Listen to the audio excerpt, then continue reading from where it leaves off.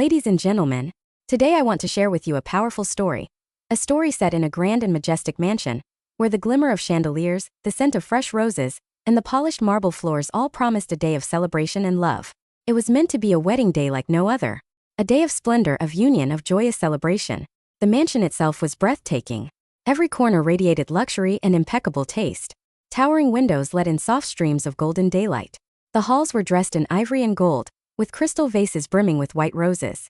Delicate perfumes floated in the air like sweet memories, and everywhere you looked, there were signs of a day that would be remembered forever. The groom was a young billionaire, handsome, composed, and known far beyond the doors of this estate. He was the heir of a great dynasty, one not built merely on wealth, but on honesty, discipline, and hard work. Though he was young, his presence carried the quiet strength of someone who had been raised with deep values. Friends and relatives gathered around him as he made final preparations, shaking hands, giving instructions, making sure everything was perfect.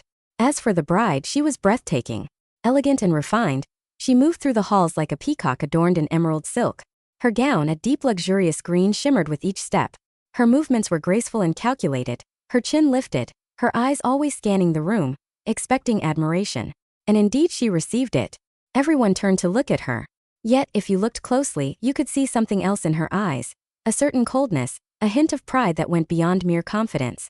She viewed the mansion, the servants, even the groom, not as people, but as part of a theater set in which she was the shining star. To her, this wedding was not a union of hearts. It was an event where she could dominate the stage and be adored. On the first floor, near the grand staircase with its polished banisters and velvet runner, a humble figure was bent over the marble floor. It was an elderly cleaning lady, scrubbing the black and white marble tiles. Her hair was gray, neatly tied in a bun. She wore a modest uniform, plain and unadorned, and yellow rubber gloves. Her back was slightly bent, but her movements were steady and practiced. She tried to stay invisible, as she always did. She never complained, never asked for praise. Most people in the mansion walked past her as though she were part of the furniture. But she was different, truly different. In her eyes lived a quiet, patient, sincere kind of love. A love that endured hardship without ever becoming bitter. A love that did not need applause to be real.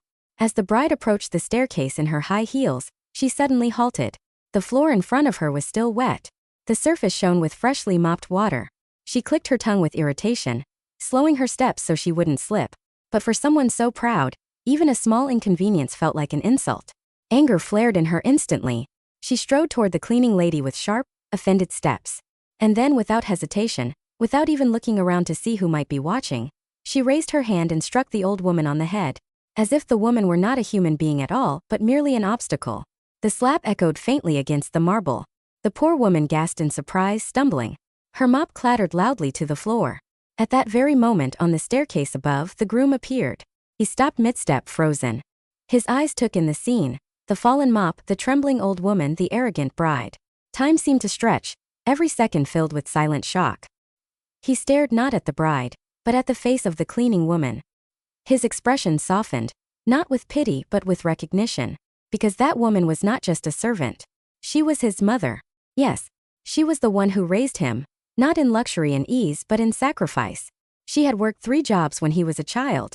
She had given up everything so that he could have an education, a future, a life of dignity. She had never cared for jewelry, or attention or praise. She never asked for anything. She taught him honesty. She taught him compassion. She taught him that true success is not measured by wealth alone, but by the way we honor those who carried us when we were weak.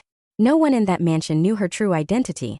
By her own request, he had never told anyone she was his mother.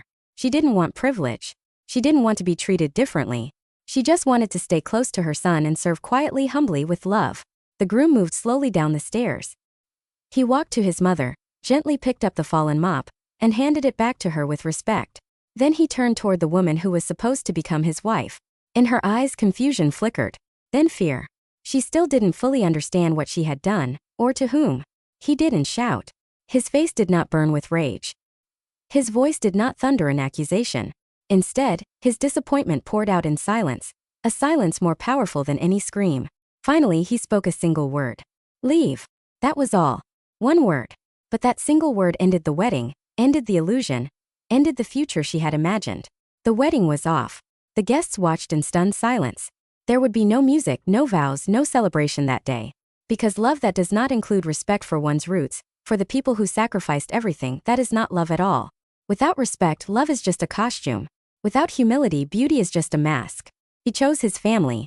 He chose the woman who had raised him. He chose truth over appearances, sincerity over show. In that instant, the great mansion became more than a symbol of wealth. It became a place of honor. A palace, yes, but not because of its sparkling chandeliers or golden railings. It became a palace because truth ruled over vanity. Because a woman with a mop and a bucket proved herself to be the only true queen within those walls. And so, my friends, that is the remarkable story I wanted to share with you today. A story of pride and humility, of hidden greatness, of the value of a mother's love. If this story touched your heart, please give it a like, and don't forget to subscribe to the channel. There are many more amazing stories ahead. Thank you for listening.